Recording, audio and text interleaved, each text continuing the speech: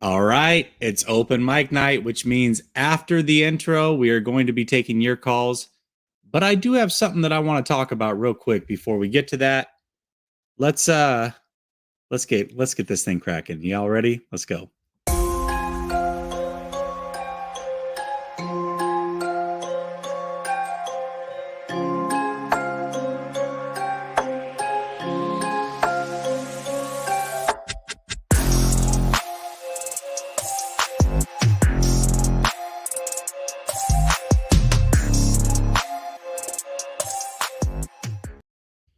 All right, welcome back to Last Second Sports, where we are giving you our take down to the last second. It's your boy Jesse. We have a lot to talk about, y'all. A lot to talk about. Since the last time we talked, or I gave you the platform to call in, so much has changed. Jimmy Garoppolo's back on this team. 53-man rosters are set. Kind of a crazy, wonky thing that they did with the rosters to start, but things have come full circle. The practice squad is being set. So much to talk about. And the link is pinned to the top of the chat for y'all to call in. But before I take the first person, I have to get this off my chest. And the title of this is If the 49ers make one wrong move, it can reset the franchise. And here's what I'm talking about. A lot of people have this speculation all over social media now that Jimmy Garoppolo is here that if now these are all hypotheticals. It's what if they start 0-2? What if it's even the first half of the first game and they're down by 3 touchdowns and Trey Lance looks terrible? When do you put in Jimmy? What is the threshold? Here's my thought on this. If at any time during this season you pull the plug on Trey Lance, this team as you see it will be blown up. And my reasoning behind that is this. The moment that you say that Trey Lance is not the guy and he's not ready, it's over. Because at the end of this season, Jimmy Garoppolo is also a free agent. He cannot be franchise tagged. And he's a guy that you just cut his salary down in half and tried to replace him. So at the end of 2022, not only have you alienated your quarterback before you even gave him a chance to pop, but you've also alienated the guy that you think can still be the guy some way, somehow. And you have 0 quarterbacks, 0 first-round picks. It's over for this team. I think Kyle Shanahan's smart enough to recognize that. I don't think enough people are talking about this because, in my opinion, the moment you make that change, it's a wrap for this franchise. So I know that I love Trey Lance, but we have to hope that he's as good as I think he is and some of you think he is, because if they make that move, it's a wrap for this team. I really believe that. I'm going to bring on Melissa. I'm going to get her thoughts on this thing. What up, Melissa? How are you? I'm great. How are you? I am awesome. So you want my thoughts on Jimmy or just the overall freaking out? Anything that you want, but just my theory that I threw out there, because you're on Twitter, right? We interact on Twitter. And there's a lot of people throwing out crazy hypotheticals. Yep. Like when is the breaking point for Trey Lance to go back to, or for the 49ers to go back to Jimmy Garoppolo and move off of Trey Lance? And I'm hearing, Mayoko saying as early as week 1, Niner Nick, he and I got into it a little bit on Twitter because he said, well, if after 2 weeks we might have to go. And I'm like, listen, the moment you make this move, it's over. Like, all of these guys that you're worried about that are in their primes, it's done for them because you go into 2023 with 0 quarterbacks and 0 first-round picks. How do you make that situation right? So I don't think enough people are really thinking this through when they say it's cool. We got 2 quarterbacks. If we move off a Trey and we go to Jimmy, we're straight. No, it's not that easy. We're not straight. We're not good in that scenario. I love you, Jesse, but you do not want to start me down that whole 2 quarterbacks path because I'll go Jersey and I'll never shut up. All right, it's fine. Listen, you got time. Go ahead. Do your thing. Right, so my take on this is that everyone's all happy honky-dory because they hate Purdy or they hated Sudfeld, so they love that Jimmy's like the best backup quarterback ever, and I understand the football part of it. Like, I think it'd be really weird if none of us understood the football part of it. They're really desperate for the pick, but they also don't ever want to have an entire season and all these guys like Trent Williams and Fred Warner and everybody else suffer because the quarterback situation falls down in a fluke injury again. So all those things aside, I get it, the football part of it. But the fan in me, the person who's dealt with all this Jimmy nonsense since 2018 when he stupidly ripped up his own knee because he was doing a stupid juke move on the sideline. I'm done with Jimmy. Like, I don't want him here. And I would have been cool with just cutting him and then making out our losses. But you get all these, like, Jimmy protectors. And the thing that makes me sick with them, and I'm not saying this is you, but I'm just saying, like, some certain people, what makes me sick is that you got these people who are saying that you're thinking with your heart, you're scouting with your heart, you're not thinking with your head, you're not looking with your eyes. It's like the very definition of them protecting him is like they're completely dismissing and disrespecting all the other faithful who don't agree with them. And that's my biggest issue with all of this. Like, we've seen how toxic Twitter and the podcast and national media has been toward Trey Lance this entire whole spring, winter, summer.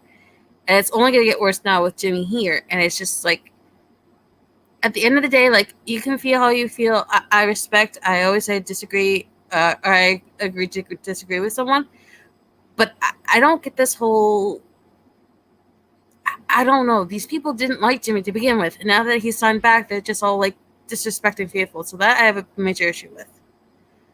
And I think it's only going to bring more toxicity to this roster. Yeah, here's the thing, right? Like, so when this whole thing initially went down, yeah. I actually looked at the positive, and I still do. There's a lot of positive from this. I'm not going to act like it's all negative. I just think that we have to pump the brakes a little bit, because I feel like sometimes it's funny because I feel like I'm in a corner when it comes to content creators. Yeah. And I feel like sometimes a lot of, and when I say content creators, that could be anybody that writes, that could be anybody that, tweets a lot, like whatever, just anybody that puts out a lot of 49ers content, however that is, YouTube, whatever. Mm-hmm. I feel like sometimes I'm in a corner and I'm like the only one that thinks the way that I do, or I'm the only one that's willing to say what I think, like actually say what I think. And it's frustrating sometimes. I hate that. I defended you when you were posting all that stuff when everyone was ripping you for the Texans takes. And I was like, you know what? He has a point. Like, they're not that bad the way you're pointing them out. And that's also kind of what my beef is like, you all were burning the world down last Thursday, right after we got shut out. And like, nobody wants to be the team that gets shut out. But Kyle wants those kind of situations to see how people are going to handle the pressure, how they're going to deal with how they're underneath, because these situations will happen in the regular season. So, like, it sucked that Willie Snead dropped the ball, and it sucked that we didn't score, and it sucked that Trey was getting hit so much. But at the end of the day, like, I took it for what it was. Kyle hates the preseason, and he was just trying to test his team the best way he could. And, Purdy was playing hero ball, and he screwed up that last series. But at the end of the day, you've got a real look at how these guys handle things not being perfect. So it was surprising for me that they went, 4 days later on Monday, and they're all like saying that we're guaranteed the Super Bowl because Jimmy's our backup and Jimmy wins Super Bowls as a backup. Like, I really don't get it, but I don't think that you should be picked on. I mean, I honestly think a lot of people, and I know he's very close to you, but I think what gets you picked on a lot is because you're so close with Grant that people hate Grant. And I think it's just easy for them to attack you than it is to attack Grant, because then they'll get all the Grant fans on them. Yeah, that's true. Also, they know that there's probably a better chance that I'll respond versus Grant because I don't have 40,000 followers like he does. I don't care, honestly. Like, to me, I don't look at it as being picked on. Like, I give my thoughts and my feelings. Some people like it, some people don't. I don't mind that. I just want people to be authentic, right? And people get upset at me because I think a lot of it is that I'm with Grant and whatnot, and they think that I'm trying to stir the pot because I'm going against the grain in a lot of these situations. But it's like, this is how I feel about this situation. Doesn't mean I'm always going to feel this way. Yeah. Something could happen next week, and I'll definitely consider changing my mind if I feel like I should. But like, just be authentic. Like, there's no way that every single one of these people are just like, everything's all good. There's nothing negative. Moving on. It's all gravy here that Jimmy's here. There's nothing bad that could happen. It's like, well, hold on a second. There is some bad that can happen. Let's not act like there isn't. Come on. Oh man, you know what the best part about Twitter is, and I love. This is one of the main reasons why Mariah made me a fan of you, was that you have a little bit of like East Bay Chris in you, and you like to troll people just to get a reaction sometimes, and I respect that heavily because you know he at the end of the day he's a really good person, and so are you. I love East Bay. He's hilarious. I'm so glad he came out of retirement. He's the best. He really You know, is. he's the one who made my avatar. Is he? Yeah. That's perfect. Okay, I love it. So the story behind it was he was Swan trolling. Song, you're next. Just FYI, Swan Song. I'm gonna make this real quick. So he made a Zach Wilson bobblehead when everyone was, you know, in love with the whole getting the next great big Niner quarterback from BYU. So when the Jets kind of like said that was their guy, and my friend Mike NY to the Bay was trying to help me through all the craziness of trading up to 3. I had asked Chris, you know, like he and I had exchanged stuff before we were friends. I was like, you know, can you please make a Justin Fields bobblehead? And he's like, sure. And of course, Trey Lance ends up being the pick. And so the day of the draft, I was like, Chris, I hate to do this to you. I really do. But could you make me one more bobblehead? And he made the like most perfect edit you could ever imagine. And ever since the draft, I've proudly worn off the East Bay Chris Trey Lance bobblehead as my avatar. I love that avatar. I've always loved that avatar. That's awesome. That's awesome. I did not know that. I didn't know East Bay made in my that. bio, I even said it, the pick by East Bay Chris, because I absolutely, if I'll change anything else, I will never not give Chris his credit because he's a really good guy. Yeah, he's awesome. He really is. I love East Bay. Gotten to know him a little bit offline, and he's a genuine good dude. So I also want to ask real quick, what are your thoughts on the guys that have been brought back to the practice squad? Oh, I love it because really outside of Castro Fields, like I wanted Turner back, I wanted Poe back. I'm trying to think of who else. Kamiko Toure, I wanted back. Yeah. Who's the other one? Knight came back. Who's the linebacker? I'm drawing a blank on his name right now. Marcelino McCrary Ball. Yeah, McCrary Ball. Yes. I kid you not, I actually cried because that was like the last like 3 people besides Josh Hockett I was hoping back. So I was hoping for Toure, McCrary Ball, and Poe. And Josh Hockett may or may not come back. I'm still holding out hope, but the very fact that those 3 still made it, even though we kept 10, made me very happy. Yeah, absolutely. No, I love what they did. They literally brought everybody outside of one person back, and that's it. So I loved it. I think they did a fantastic job. And, you know, that's one thing that you have to give Shanahan credit for, and Lynch, Peters, all of them. They've done a great job building this roster. I think the quarterback position, they've flubbed up quite a bit.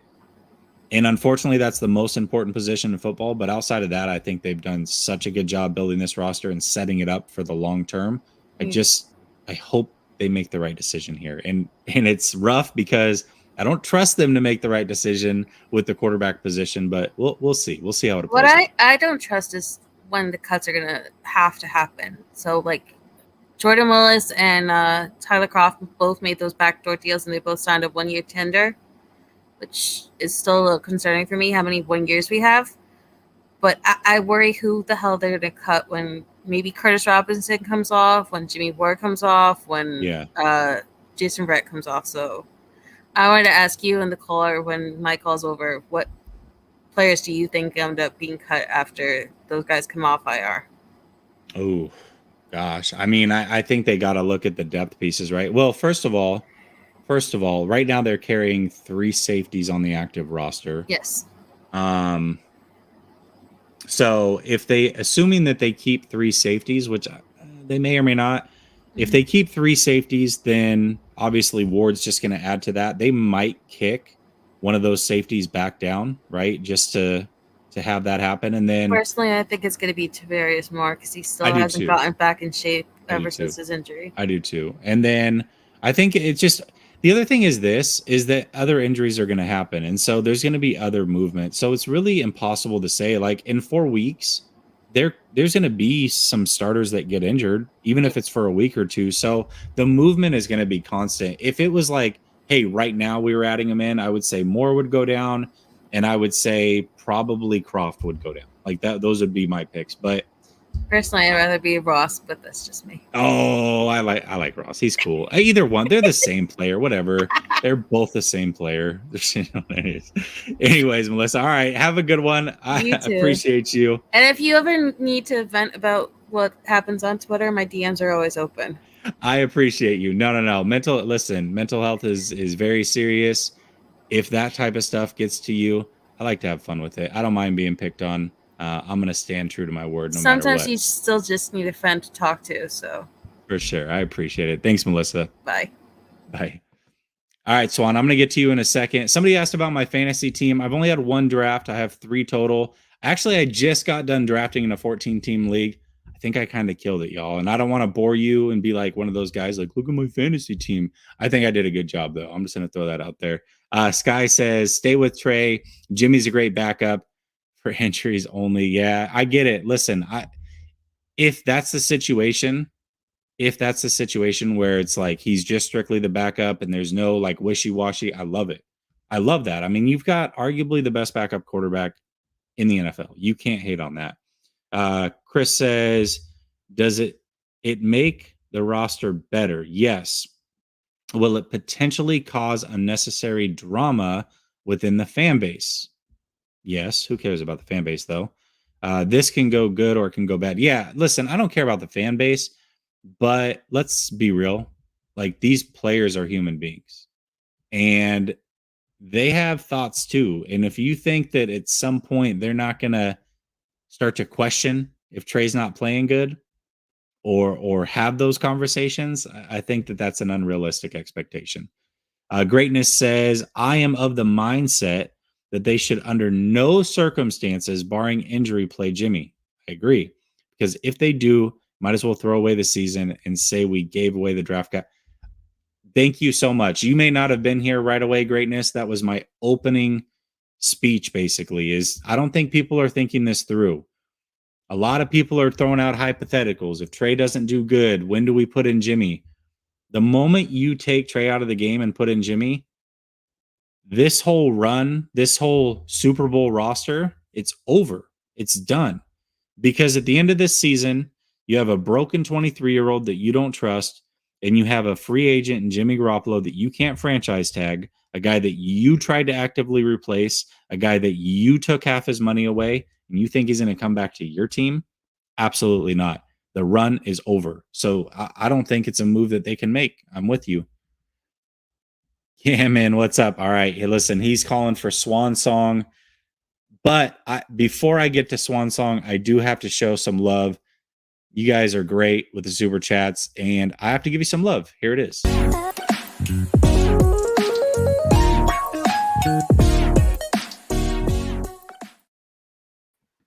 All right, Swan Song, talk to me, man. What's up, Jesse? I'm so glad the season is coming near because I don't have to listen to Gammon talk about all this doom and gloom stuff and arm mechanics and foot mechanics because it's the preseason and I'm trying to talk him off the ledge. And I go, it's gonna be all right, Gammon. Trust me. Don't bake too much on preseason. But that's what I want to avoid. This because we're gonna hear it. We're gonna hear all this stuff when Trey Lance doesn't have a perfect game or whatever they think of as a perfect game, and they're gonna put up some plays together and show why it's not good. And I mean, when it comes down to it, like if you look at when a quarterback gets a pass rush, right? QB Bane, in other words, right? You can put up any quarterback in there, and I guarantee you can do cut-ups of Tom Brady, Mahomes, any of these guys under a pass rush. They even did it on Aaron Rodgers at in the NFC Championship. Oh, he should have went there. the QB position is a rhythm. It's a rhythm position, and all these timing routes require rhythm. But if you get broken off of that rhythm because of pass rush, then you're going to be off. You're going to be off here and there, and plus, your clock is sped up, and that's what happens, right? Like pass rush always makes it's like QB bait. I'm not saying that Lance is perfect or anything like that. I'm just saying instead of looking at the footwork, I think the biggest thing that he could get better is just getting in rhythm, right? And I think Shanny will help him with all that stuff. If he's a good coach that we think he is, they'll help him with that stuff. And yes, Trey has to make the throws. Trey has to do all those things for sure. Is there a bad scenario in all of this? Yeah, we know it, right? I mean, this is a unique situation. This is why teams don't do this, right? Teams don't do this for a reason. They just because they've been taught not to do this, right? Like look at Belichick, and then I'm using one example because it's the most recent one I can think of. But if you can go into the last 30 years of the NFL, people will say the same thing, right? He takes out Cam Newton, right, at the start of Mac Jones's rookie year, right? And because he didn't want another distraction from Mac Jones. He didn't want to have all that locker room drama, right? And Cam Newton did not have a hold of the New England, players like how Jimmy is on this team. Jimmy's adored. And yes, if Trey is struggling, and then I don't want to paint hypotheticals, but if Trey is struggling and the team is at a certain record where they might miss the playoffs if they lose the next game, that's going to be a conversation, guys. For sure, that's going to be a conversation. And I'm not saying I don't want that to happen, obviously. I think if Trey plays well and everything goes fine, they should have a good record. They should have a record where they'll always be in contention for the playoffs, right? And then other people that paint scenarios, what if they're 1-6 or 0-6? Well, if they're 0-6, then there's more problems than Trey. And at that point, you're out of the playoffs anyways, right? You're out of the playoffs anyways, most likely, right? So then what would it benefit you to play Jimmy at that point? It does benefit you nothing because knock on wood, I've always been wrong. He's not going to be on the team next year, right? So, but, there is a lot of doom and gloom. This can all go badly for sure. But I think chances are it's going to not be like that. I think, chances are it's going to be good. Let's take this a step further. You just mentioned Belichick when the Mac Jones and Cam Newton situation happened. He's been faced with this exact scenario twice. In both, he got rid of the other quarterback immediately. Yeah. Remember Drew Bledsoe and Tom Brady? Yeah. Yeah. Exactly. I mean, it's not like Tom Brady looked like a world beater. Bledsoe at that point was putting up some big numbers, right? Like he wasn't bad at all. This was a Pro Bowl caliber quarterback at certain times in his career and put up a lot of passing yards. And Tom Brady was just efficient-ish and trying to learn it and was a late round pick. But the moment that he made that change, it was over. That was it. And the next year, Bledsoe was gone. So yeah. Yeah, and the thing is, Kyle he's stubborn, right? And he's always going to want to do things that, hey, I don't care what the norm is. I'm going to do what I think my team can handle, right? I think he's that type of dude. And yes, they get high character guys, they get all these guys. And I do have to take in consideration that it's a different era now. Kids are different now, right? Kids are a lot more sensitive to things now than they were, like, say, 30 years ago, right?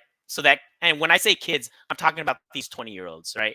I'm not trying to be condescending. I'm just saying what it is. They're young men, right? And a lot of them are more sensitive now to things like that compared to maybe 20, 30 years ago.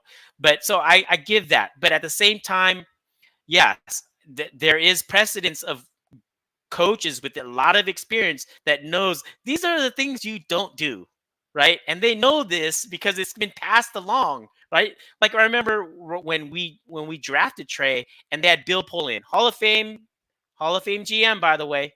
Right when the move happened, he said, Well, they got to get rid of Jimmy right off the bat. You cannot have a situation where this happens, right? I mean, sometimes things like that you have to listen to. But am I saying that this can't work? I think it can work, right? Jimmy has that personality. I want to ask you this question. Do you think Jimmy is a devious person? And be honest. Like, can you say 100% that that he is not a devious person? I can't say 100%. I mean, the vibe he puts off is that he's not a devious person. Right. But I can't say for sure. I don't think we Yeah. really ever truly Right. know these guys. Right. And the thing is, I don't think he's the type that would sabotage or anything like that. I would hope not. Of course, he's a competitor, right? It's not like he went into that press conference, which I wanted to hear. I wanted him to bend the knee in that press conference. I wanted him to say, you know what? I am Trey's backup. I'm here to help him. And that's my position. That's my role. I'm going to do it the best way possible. He didn't say that. He didn't. He also didn't claim himself like competing. Right. I think he low key kind of did. There was a comment where he said, and we'll end it on this before I get over to Jeremy. Hopefully you're ready. If not, I'll go to EMA Beats. But there was a comment that he made where he essentially said, you got to know your role in this league. Right. Right. I liked hearing that. This whole thing came to the end. There were some options, but they weren't right for me. You got to know your role in this league. And I think that's him saying, like, right now, my role is best suited as this. We'll see. And he kept saying, we'll see what the future holds. I don't know if anybody asked him this because I was like kind of half listening to it while I was working out. Did anybody ask him, do you know, if he's open to still being traded with that no trade clause in there? Like, did anybody press him like that or No. not at all? No, I was thinking that. See, that's a question that needs to be asked. Yeah. But the same thing, he's also a backup quarterback. We're not going to see him at the podium anymore. We shouldn't see him at the podium anymore. Yeah, we shouldn't see him at the podium anymore. But yeah, thanks for having me on, Jesse. All right, brother, I wanted to say, last thing. I heard your interview with Ryan. Oh yeah, Hensley. Yeah. I just want to end up with, dude, I'm proud of you, not to be condescending. You're an awesome person. You've done well, and props. Thank you, man. I really appreciate that. That means the world to me. Thank you so much, Swan. I appreciate you. All right, Jeremy, you ready? Okay. All right. Hold on, I'll get you on. My man's working right now. What's up? Man, they moved me out here to give these guys a hand on this job out here. So I'm working the swing shift out here in Berkeley. Yeah, you are.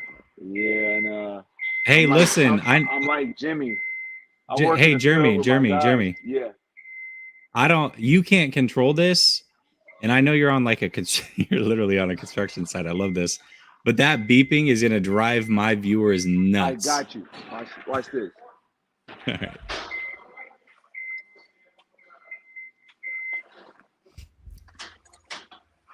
Oh, look at you. Fucking there we go. How you been, man? I've been good, dude. I've been working. I got a new gig out here. They made me a general foreman on this damn job, so I'm like, kind of like, oh, it's a lot. It's new. I'm working in pharmaceutical, so it's like, it's a lot of little tedious rules and regulations. I do electrical work, so yeah, it gets a little rough. But let me get into a little more of a quieter place for you. You know what? You remember when you used to call in and you had that bike in the background all the time? Like that was the background.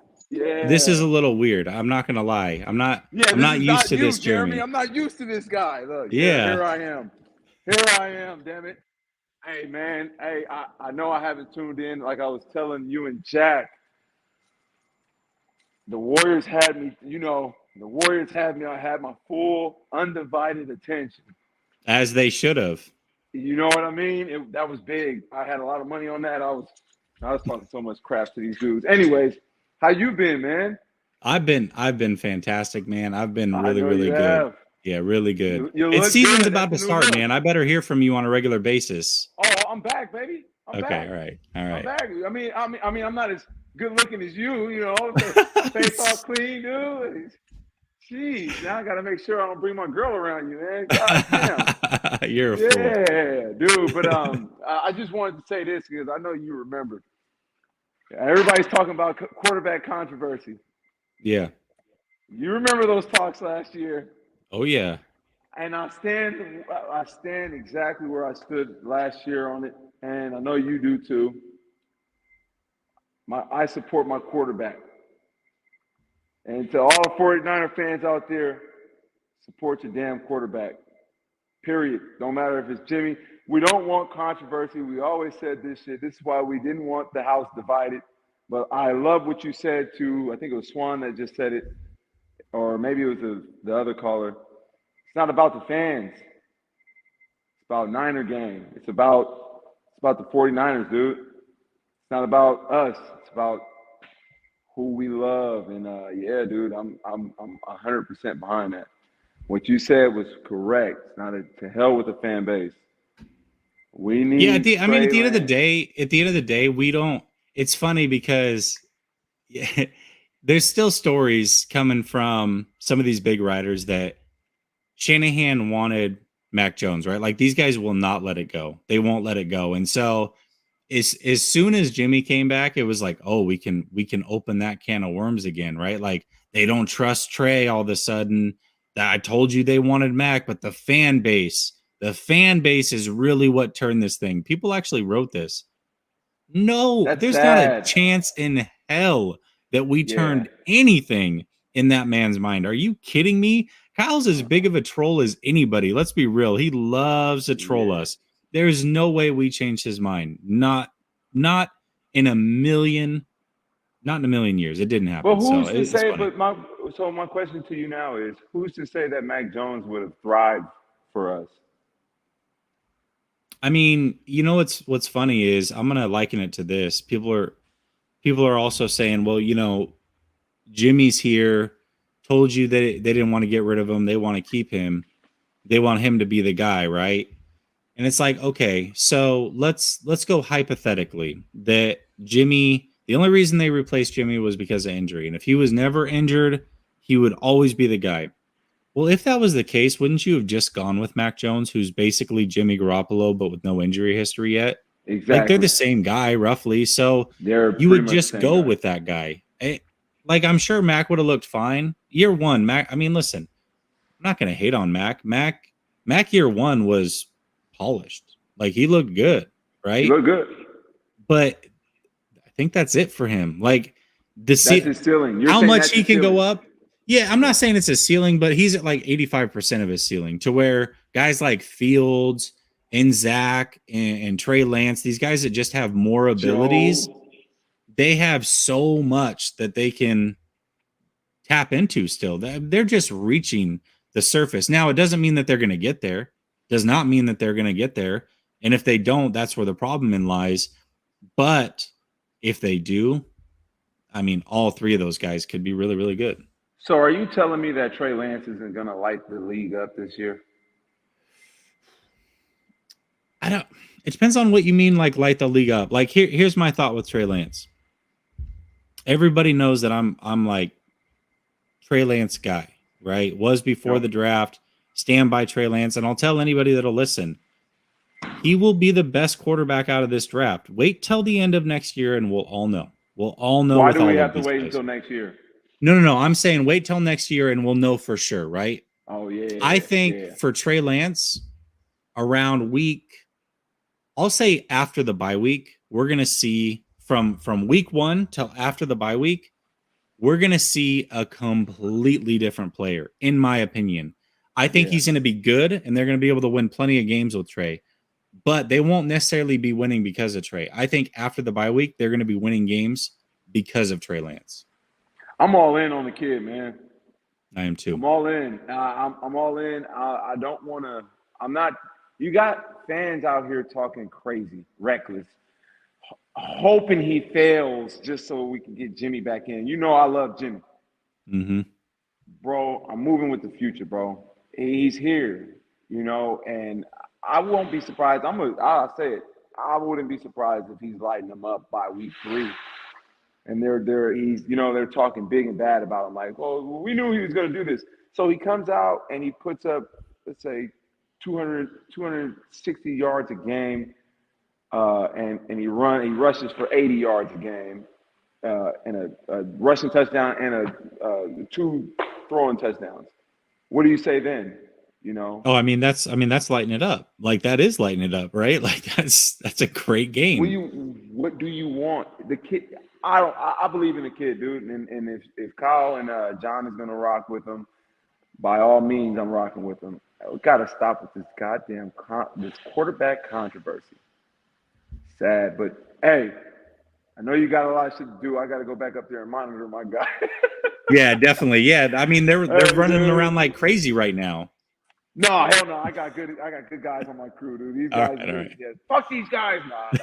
Much love though, brother. You've been doing, all right, man. You know you've been doing a hell of a job, dude. As soon as I seen this pop up, I had to tap in, man. I know I ain't tapped in a while. I promise you, I will be more active in following your lead, dude. I got Thank you, brother. Jeremy. I appreciate you, man. Have a good one. Go Later. Niners, bro. Later. Yes, sir. Yes, sir.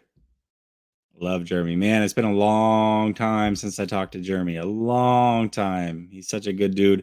And he was last year very consistent, right? Like he was like, whoever the quarterback is, I'm riding with. And he was a staunch Jimmy supporter. And now I imagine he'll be a staunch Trey supporter.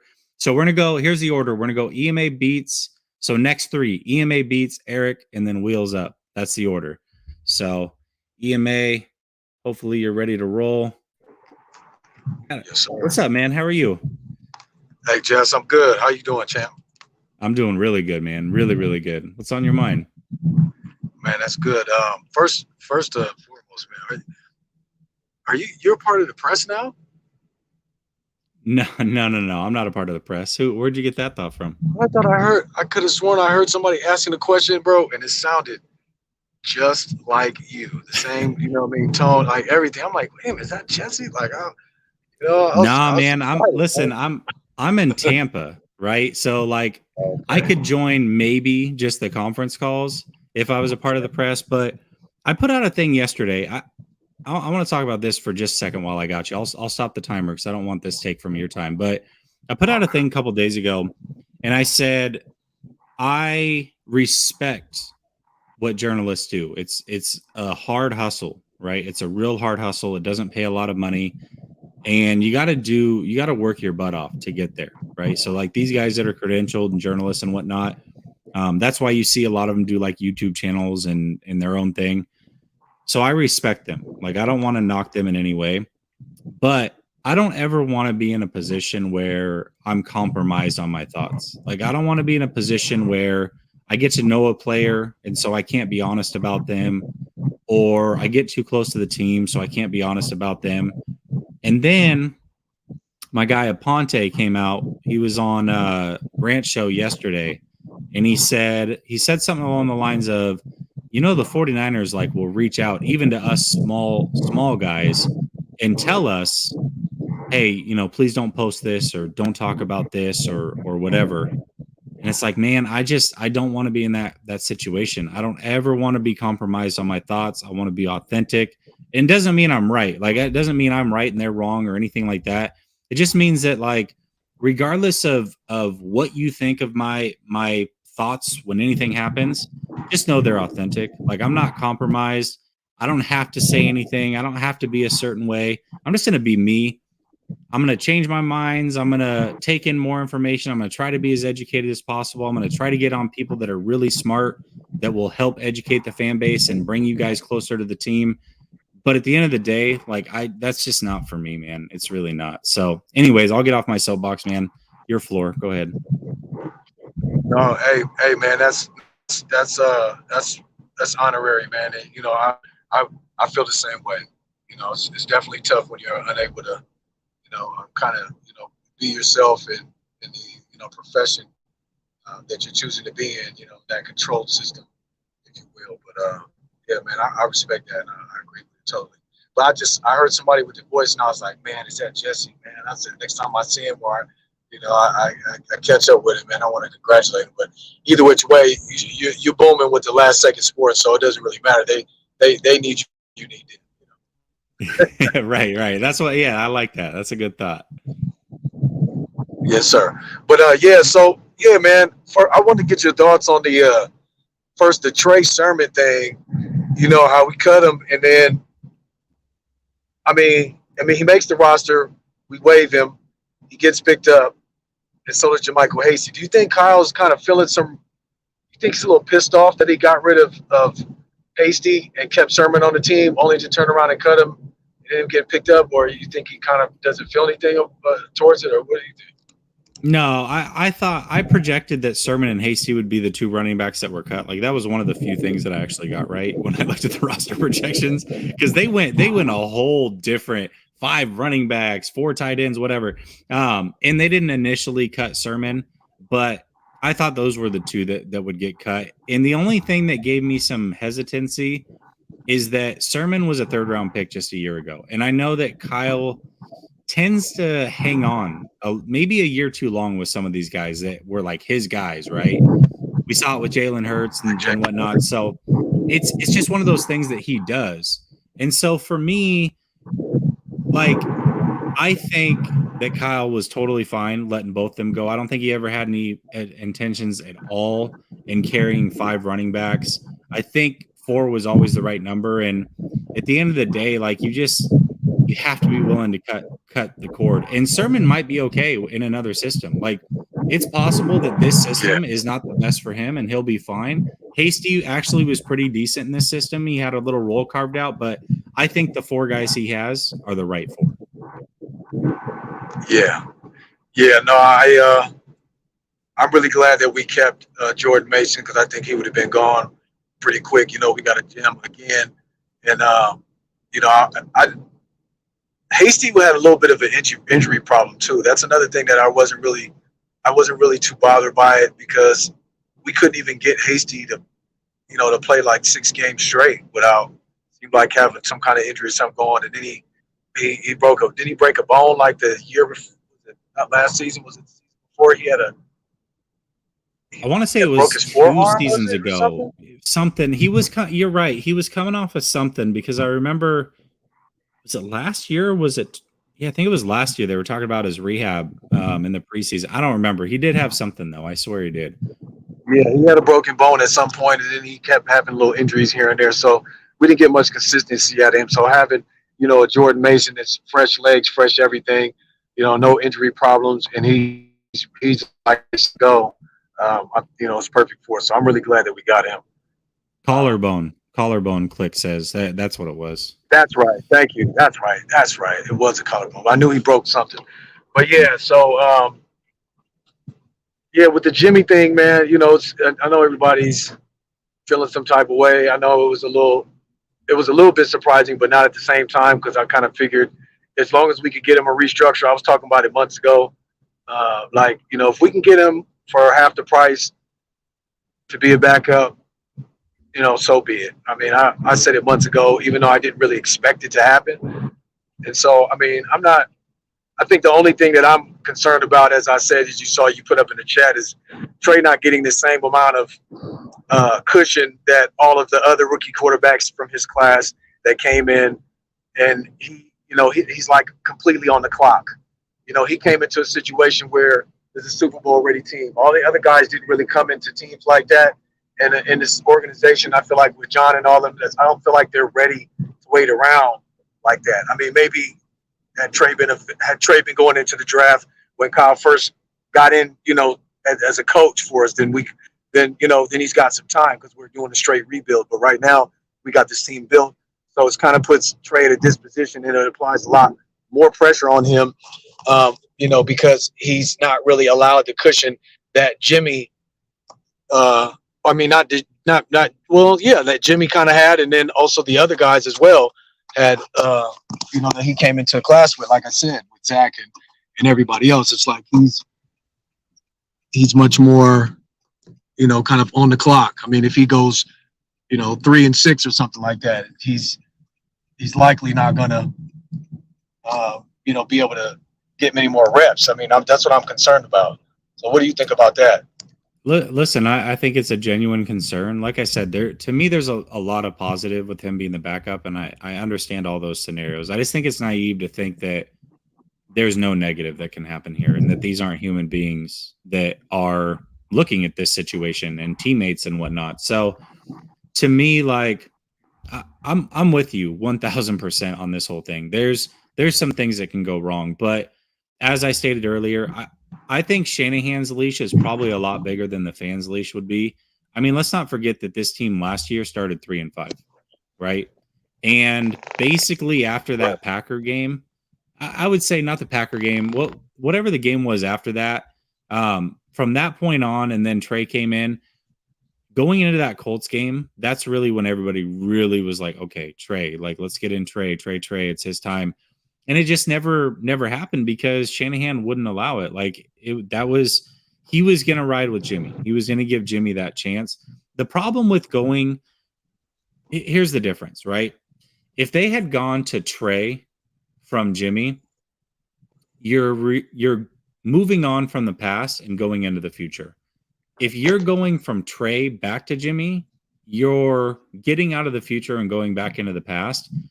And I can guarantee you that if Trey is not the answer to this team winning a Super Bowl, then the answer is not on this roster, because Jimmy's not the answer either. He's just not. And so what are you actually doing? You're going away from a guy that's not the answer now and potentially ruining him long term to go with a guy that's also not the answer. Like, that wouldn't make a lot of sense. And I think Shanahan, like I said, his leash is probably longer than what ours is. Yeah, man. It's I mean, he's damn lucky. A lot of coaches would have been gone a long time ago. I know he's got those moments. I mean, watching us come back last season, and just a few seasons even prior to that, losing by 1-2 points. Almost like being right there. You could see the potential, and I think just his pedigree, his dad, and stuff like that is what's keeping him. It's giving him that leash, to kind of continue. But I mean, he's got to really make sure that he's utilizing Trey the way that he needs to, use him to his strengths. I hear about the triple option and all the other stuff. I'm concerned that Kyle's going to try to, take the RG3. I know a lot of people have been talking about it, but the RG3 and having him run and do a lot of other stuff.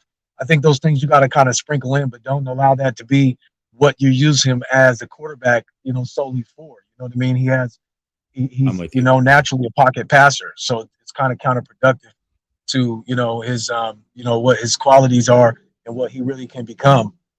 So I'm concerned about that, and just overall him getting the opportunity to make those mistakes without feeling that heat and that pressure. That's why last year getting him in a few more games, at least giving him some more reps. They stopped doing the reps where they had Trey coming in with Jimmy there, because apparently it looked like something that he, Jimmy might have been getting upset about. Did you hear anything about that? Maybe Jimmy wasn't really appreciating the fact that Trey was kind of coming in, and was it taking air out of him, or maybe taking him off rhythm? Or what was the reason that it was a problem to just completely cold turkey stop bringing Trey in? I think that would have been good, because it throws off the opposition. And then Trey's also getting those live reps and that experience, instead of just being thrown in when it was absolutely necessary, when they had no choice. Yeah. Hey, listen, I'm gonna pull you. I'm gonna answer your question though, so stay backstage. And then here's the order we're going. We're going Eric, Coach, and then Bay. Those are the next three. Okay, so thanks, Jesse. Peace, man. Yeah, for sure. Okay, so here's what happened last year. At least this is the story, right? Like, it was the team that went to Shanahan and said, we don't like this. Like, let's just roll with whoever we're rolling with. In this case, it's Jimmy Garoppolo. And that's my concern. I don't think Trey's worried about Jimmy being there. I really don't know if it affects him. I don't think Jimmy's a malcontent and asking to be the starter. It's the team, right? And they have cachet. There's captains in that locker room. There's a lot of really big name players in there. They had enough cachet, it sounds like, to go to coach last year and get them to stop doing the 2 quarterback package. So what's to say that they don't have enough cachet to do what? Get Trey out of the game and get in Jimmy. That's the only thing I'm going to say. So, all right, Eric, we're going to go you, Coach, Bay, and then Waruna. Let me get you in here. Been waiting on this call for a whole week. This better be good, Eric. What's up, brother? How are you? Hey, what's up, Jesse? How are you? Doing good, man. What's going on? Not too much. So, have you ever seen those videos where there's like a couple has a baby and then the father shaves for the first time and then the baby sees the dad without a beard and he kind of like freaks out? Because that's kind of how I'm feeling right now. I'm like, who is this guy? Where is Jesse? I don't understand what's going on. We got to bring back the beard, man. You got to bring it back. I know. You know what? It's funny, and I don't know if you heard this. I'll say it again. I did say it last week, but I'll say it again. I didn't have a beard until the whole pandemic thing happened. So I had a beard for roughly 2 years. But in that time is when this whole thing started, right? With Last Second Sports, me getting introduced to the 49er community. Twitter I've had for years, but I was never on Twitter actively until this whole 49er stuff happened. So you guys all know me as, hey, he's got a beard. But my family and friends know me as he doesn't have a beard. So it was an interesting contrast. When I shaved, it was like everybody else that I know personally is going, oh, that's the face I remember. You know, good to see you, blah, blah, blah, making jokes. But everybody here's like, dude, don't do that again. Like, you got to bring the beard back. We're not doing this. So it's pretty funny. Your family will get used to it. They'll figure it out eventually. Yeah, I'm sure. But as far as Jimmy Garoppolo, real quick, this isn't the reason I called in, but just to mention, obviously it's been in the news. My thoughts on Jimmy at this point, it's like Jason Voorhees from the Friday the 13th movies. I remember when I was a kid, one of my friends had a birthday party, they had a sleepover, and I watched Friday the 13th for the first time, and that whole night I couldn't sleep. It was like I thought Jason was waiting behind every corner, right? And that's where I'm at with Jimmy Garoppolo now. He's waiting behind every corner. He will never die. You think, it's like the end of the movie. They're like, oh, man, we killed Jason. Jason is dead. And then Jason rises up like the Undertaker, like, haha, you fools. I will never die. And that's Jimmy Garoppolo. I mean, at this point, if they came out, they had a press conference announcing, we've signed Jimmy Garoppolo to a lifetime contract, and this contract can be passed on to his children and grandchildren. So Jimmy Garoppolo can pass the contract on to Johnny Garoppolo and then Jerry Garoppolo. And then it's going to be infinite Garoppolos until the end of time. Until the universe collapses, there's going to be a Garoppolo on the 49ers roster. I'm basically at that point. But no. So the reason I wanted to call in, I've been thinking about something for a little while. For a while, the Niners, I've been thinking they've been building a good team. And so now I'm at the point where I'm like, okay, how do you keep it going, right? Like, how do you sustain a dynasty? Because we've seen a lot of teams come and go over time. You develop a good team and then they go by the wayside, right? So I wanted to look at the most recent dynasty in the NFL and see if there was anything I could learn from the way that they did it, right? So I went back and looked at the Patriots, and in the process of doing this research, I actually came across it's the most insane statistic you will ever hear, and everybody knows it. But when you say it out loud, once you say it out loud, you realize how crazy it is. Tom Brady has won 7 Super Bowls, and in the middle of his career, there was a 9-year stretch where they didn't win the Super Bowl. 9 straight years. They won 3 out of 4 when he first became the starting quarterback of the Patriots. They won 3 out of 4. Then they went 9 straight years without winning a Super Bowl. Then they won 3 out of 5. So I was looking at that, and I know that other people have talked about this before. I think Grant Cohn is really big into the quarterback cap space, how once you're paying a quarterback top of the market money, it can actually become a detriment because they take up too much of the cap space. So I went back and I looked at those Patriots teams, and it kind of it bears out. If you look at if it correlates between Tom Brady's rookie contract and then his second contract was better. They actually gave him a second contract immediately after the first Super Bowl, but it wasn't top of the market money. That's how they were able to win 2 more. Once he started getting paid, then at one point he got the biggest contract ever in the history of the NFL. At that point, they stopped winning Super Bowls. Now, later in his career, he started taking pay cuts, and they were able to get back to winning Super Bowls. Now, how was Tom Brady able to take a pay cut at that point? One of the reasons that he was able to take a pay cut is that he married Gisele Bündchen, who was, rich and famous, so he didn't really need all the money. So if we want the 49ers to have a sustainable dynasty, we got to find Trey Lance's supermodel girlfriend. Now, I've done the research. It wasn't easy.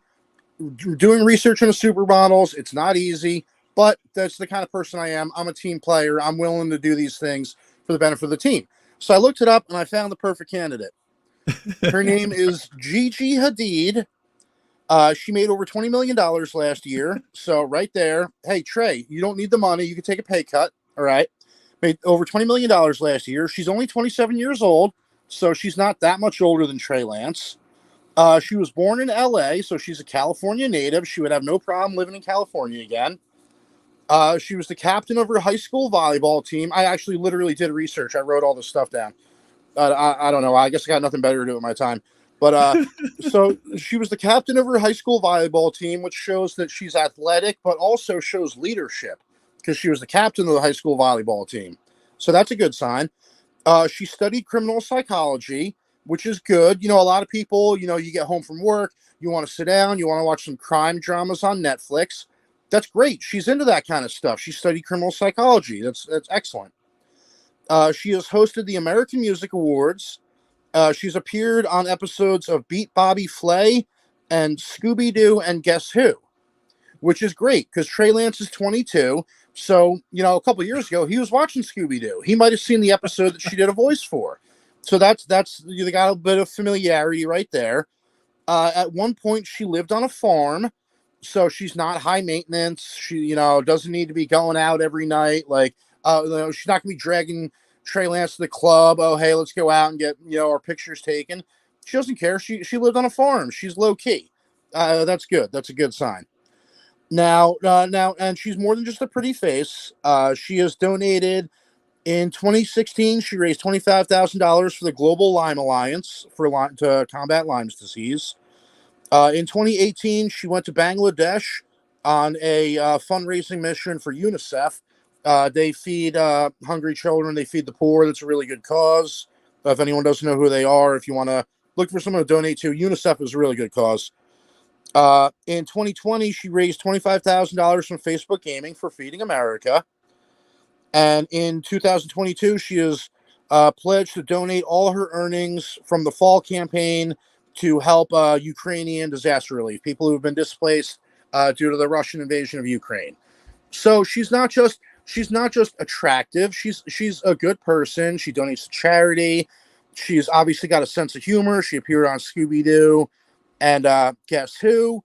So I think this is the perfect candidate, and I have a plan.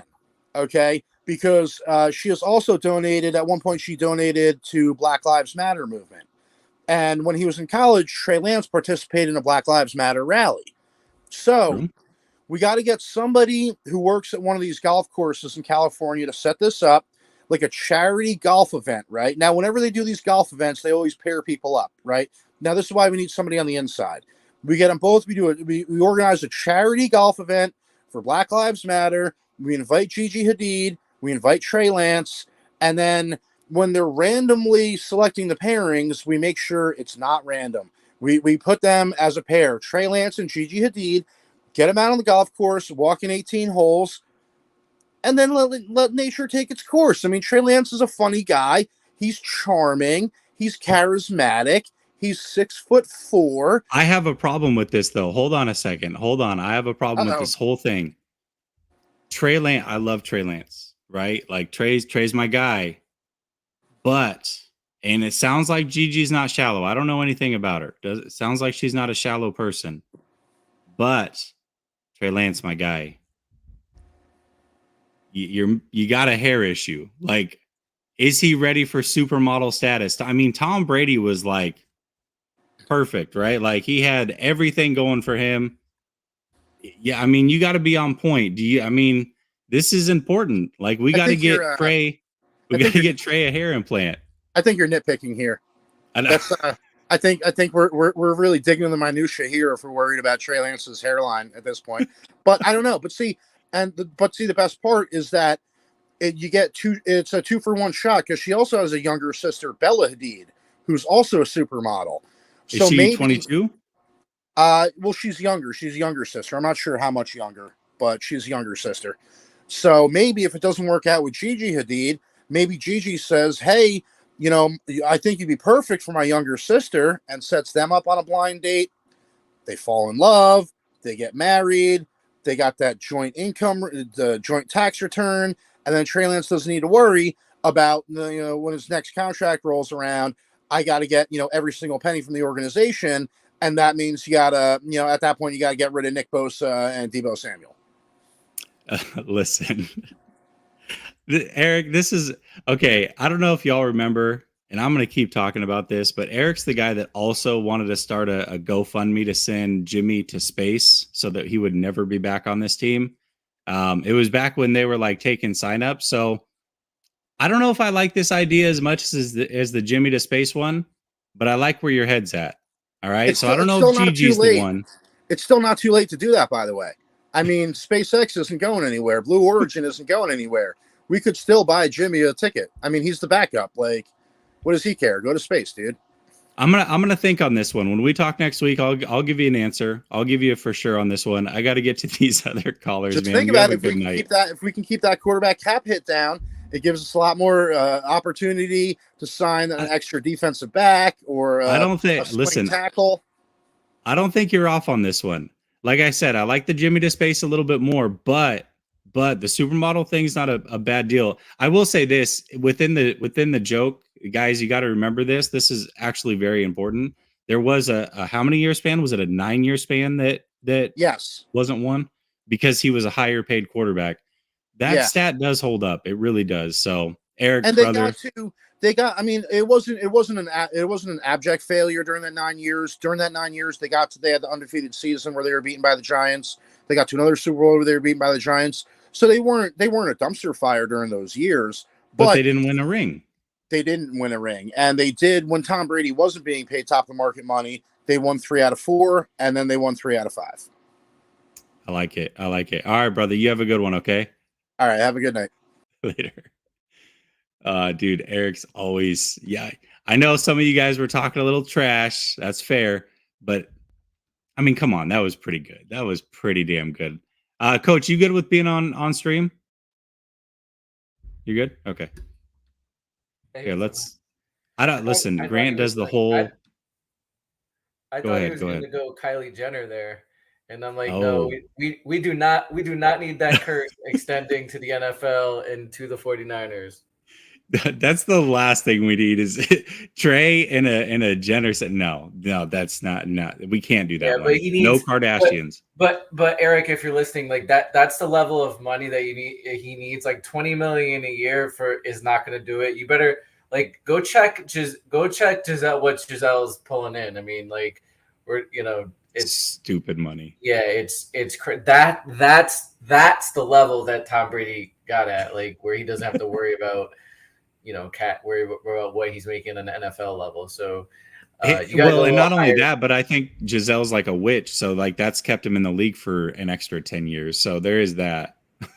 yeah. So but I think you hit what I wanted to talk about. I think you hit on the point a little bit about this whole Jimmy and Trey thing. Yeah. It's not the leash that Shanahan gives him, and it's not the leash that the fans. It's the leash that the team's going to give Trey, because it doesn't.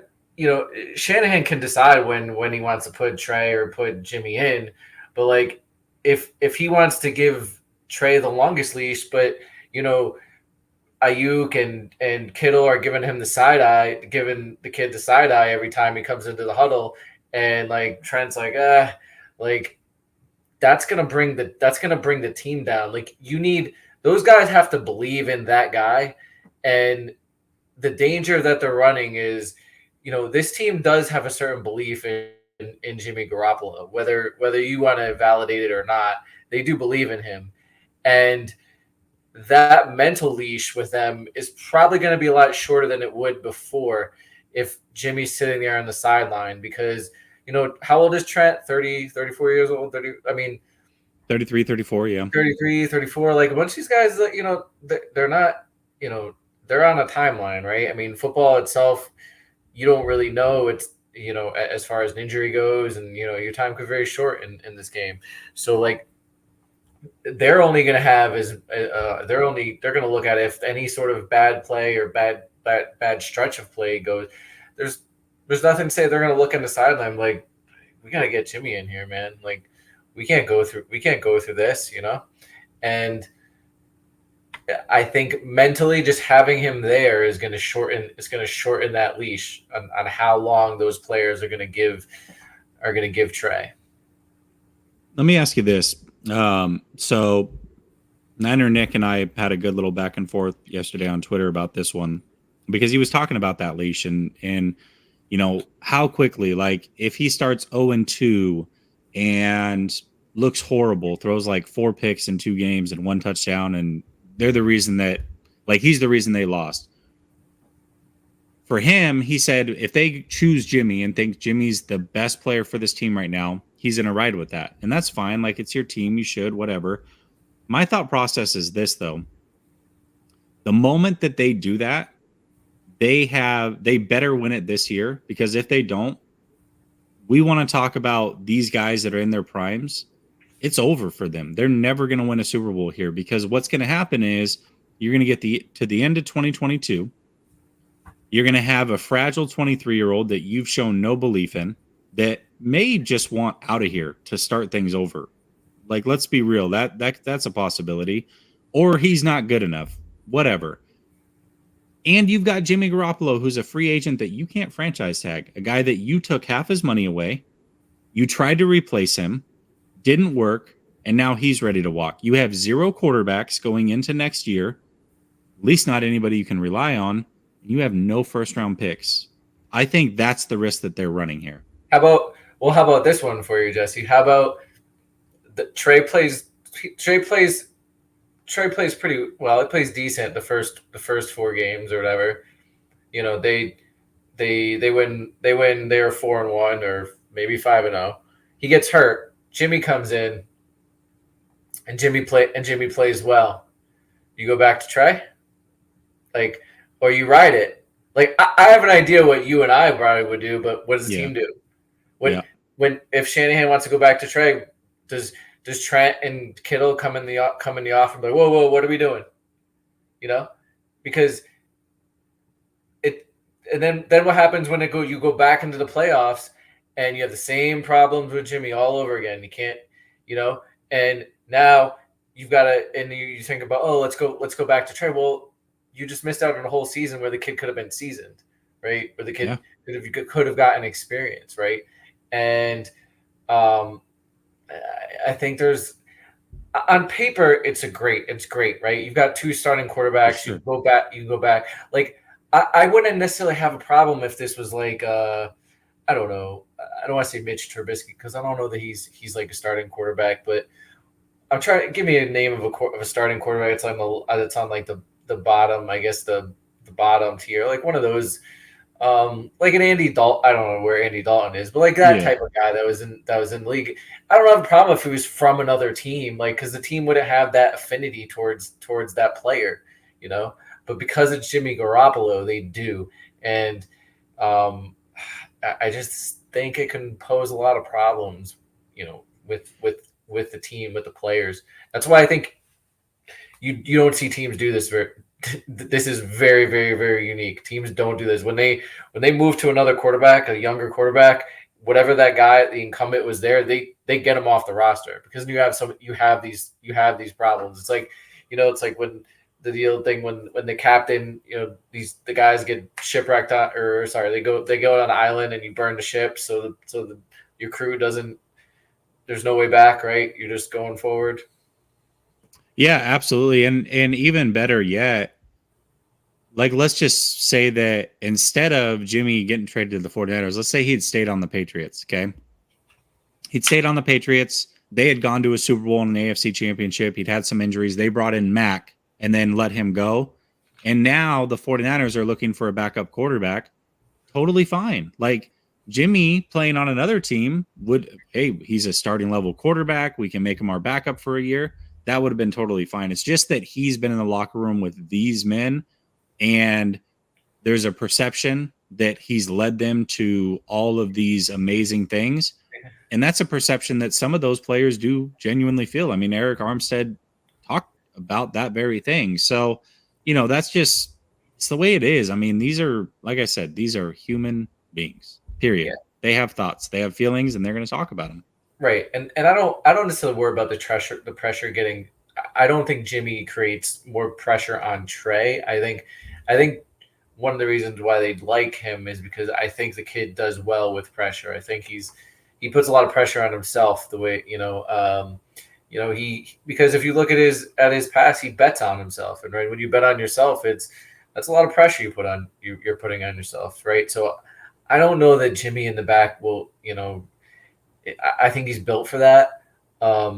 I just, like I said, I worry about the team, and I don't worry about fan pressure because teams don't operate like that. They don't respond to fan pressure. Like, I know there's a lot being made. Oh, well, the Niners chose Trey because of the fans. No, they didn't. Trust me. Like, they didn't. Like, they're not making moves because of fans, right?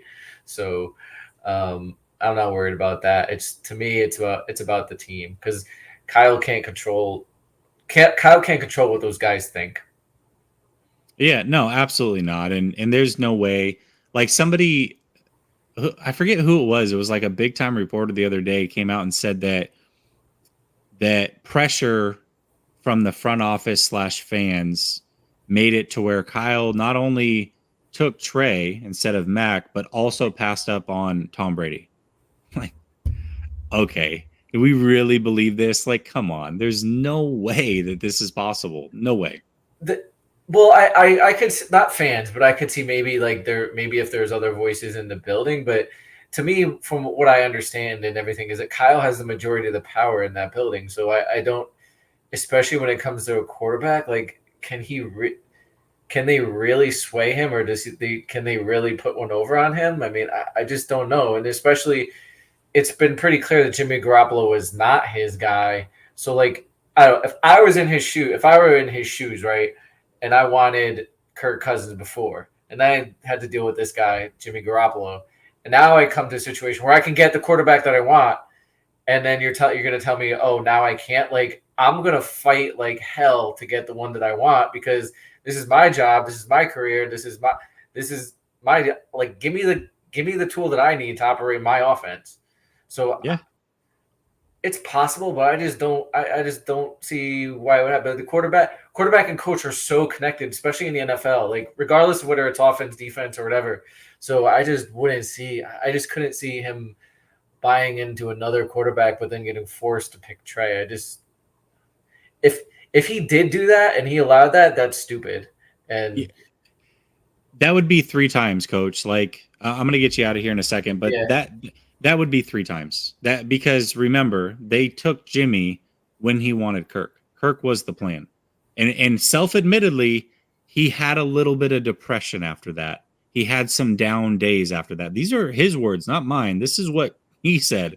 So that they didn't go and get Kirk Cousins or wait to see if they could get Kirk. Like, it's not that he didn't like Jimmy, he said, but Kirk was my guy. That's who I really. So it's like, you're going to tell me that they did it to him 3 times now? It would be stupid on the Niners' part too, because I want my coach invested in the guy that he picks. Like, if I were Lynch and I wanted Trey and Kyle wanted Mac, like, I think you got to give him Mac. Like, and if I were Jed and I had Lynch wanting one guy and Kyle on the other, I got to give it to the coach. I got to let the coach pick his guy. I mean, yeah, absolutely. You're right about that. Yeah. All right, brother. It was good hearing from you, man. We'll talk soon. Good. Sounds good. All right. Later. Bang, bang. Bay, I'm coming to you, then Waruna, then Wheels. I try to get you on, Wheels. I don't know. It keeps messing up, and I see that you keep leaving the stream. I don't know what's going on, man. Bang Bang says, funny how Jimmy has grown men pressed. I mean, is that to the chat or is that to me? Like, I'm confused. I'm not pressed. Definitely not pressed. But let's talk about it. Like, you obviously are a Jimmy guy. Like, call in. The links pinned to the top. Let's talk about it. What's up, Bay? What's up, Jesse? How you doing? Is that a Warrior shirt? You wearing a Warrior shirt? Oh yeah, Warriors shirt, Warriors hat. It's just that kind of day. But hey, it's an I feel it. exciting time of the year, and that's not Warriors related. That's Niners related. Football in general. It's an exciting time of the year. Jesse, I heard you say, and we won't spend too much time on it, but that you drafted a team. I want to know, Jesse, give me a one or two fantasy sleepers. I got a draft coming up. Okay, I got you. I got you. In fact, here, let's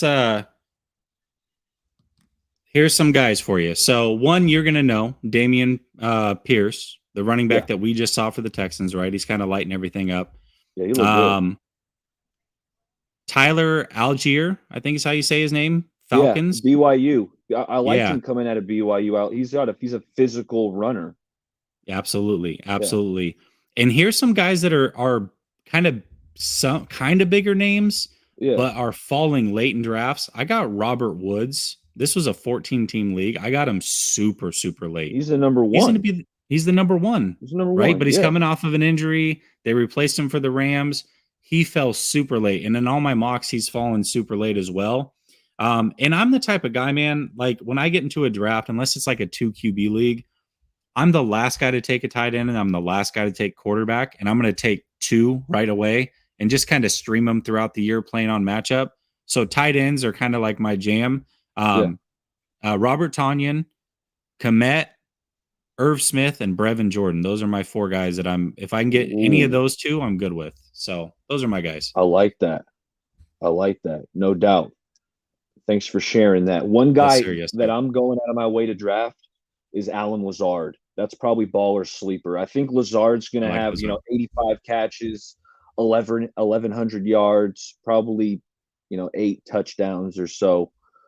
But Jesse, Jimmy G, I'm not too like. How did you feel? I'm sorry, I didn't get your overall reaction to the Jimmy G signing because I'm okay with it. Like the dude took, what, 15 or 18 mil pay cut.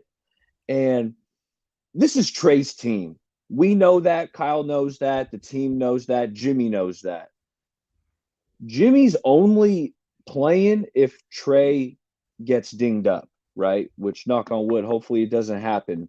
But that's the only scenario I see Jimmy G playing. And I think it's a good move because what I will say is I think Trey is going to take a lot of hits. Let me know if you agree with that, but I think Trey's going to take a lot of hits. So I think it's good to have, a backup at least for 1 year in Jimmy G. And another one of the reasons I think Trey's going to take hits is because I think this triple option could be like a dynamic wrinkle, Jesse, I'm with you. similar to what like the Miami Dolphins did in 2008 with the Wildcat. That kind of caught the league by storm. I think this could be even more lethal because you got a quarterback on the field. You can just fake it, right? Fake it. Now you got Danny Gray streaking deep, right? And Ayuko. So I think this triple option really could be something. Aponte let me know that they were working on it last year.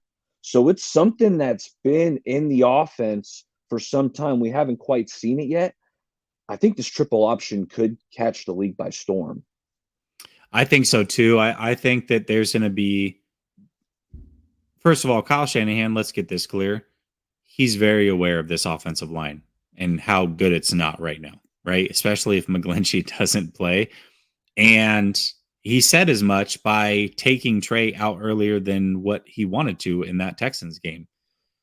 He said the offensive line had some penalties. It just wasn't holding up. And so we decided to take him out. So with that being said, I think we're going to see kind of a mix here, a hybrid of some of the things that we saw with Washington mixed with that triple option. I think we're going to see a lot of old school Denver Broncos with Jake Plummer rolling them out, moving that launch point, mixed with what we've always seen from Shanahan. I think this is where Shanahan's really unique. He genuinely can go into any game. I think he has 3 full game plans. He can throw at anybody, anytime. And he can go into one game and say, hey, we're going to run the conservative Jimmy G offense. We're going to run triple option this week.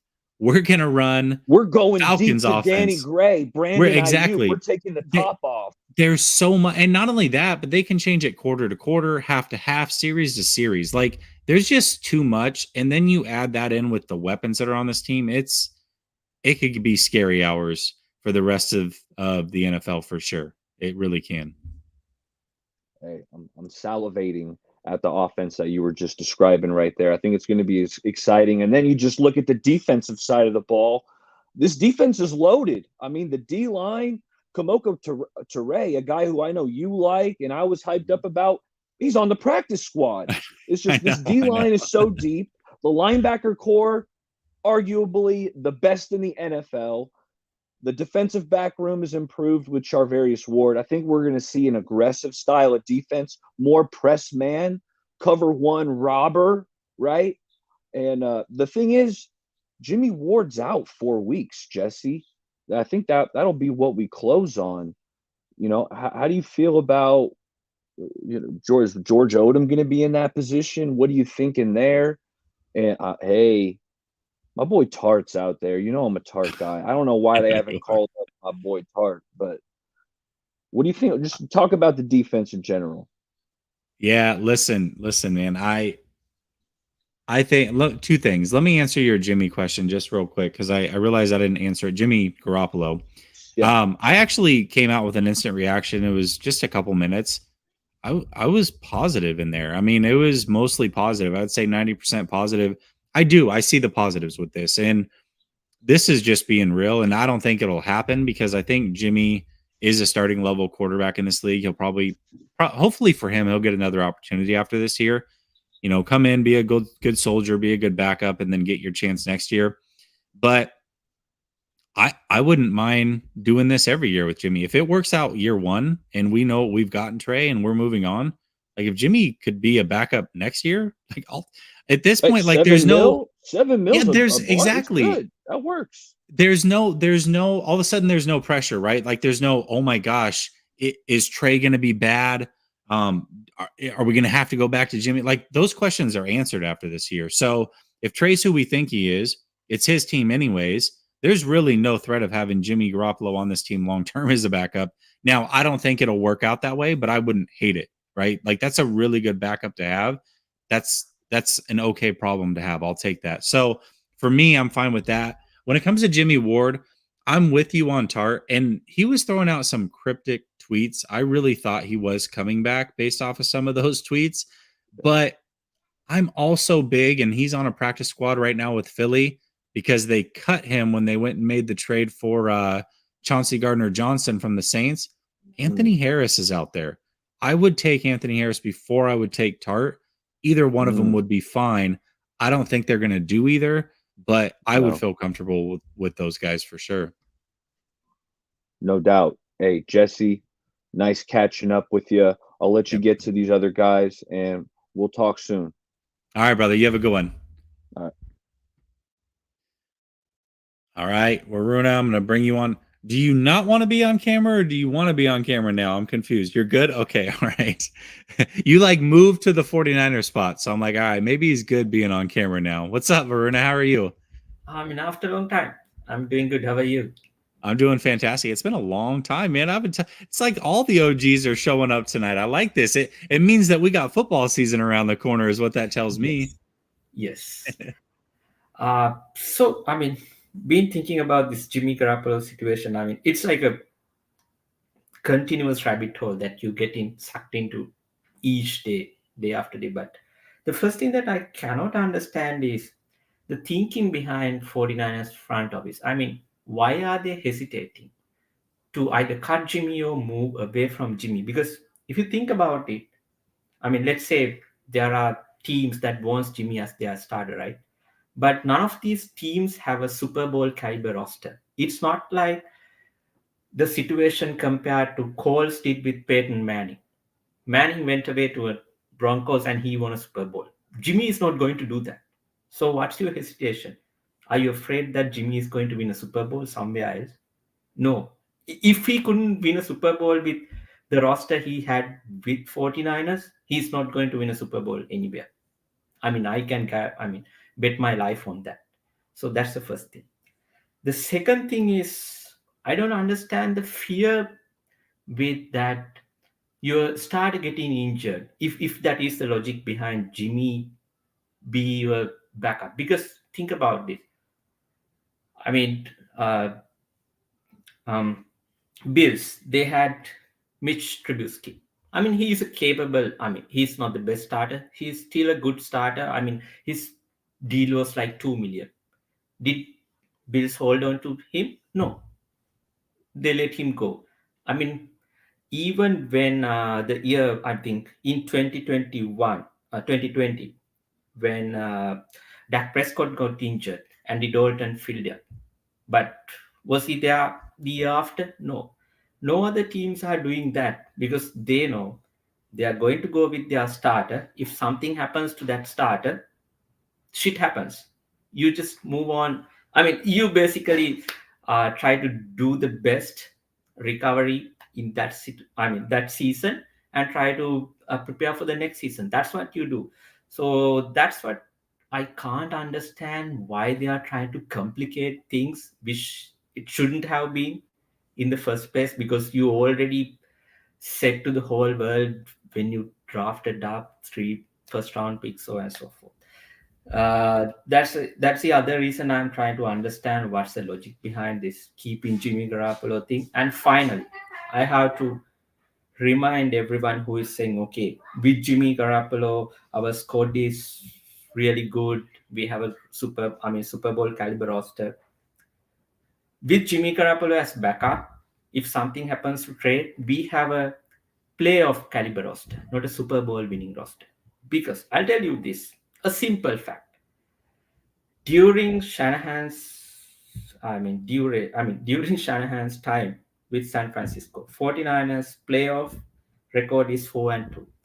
Out of these 4 wins, what is the most dominant win we had? Oh, Packers NFC Championship. What was the Jimmy Garoppolo's contribution in that game? 8 passes and almost an interception.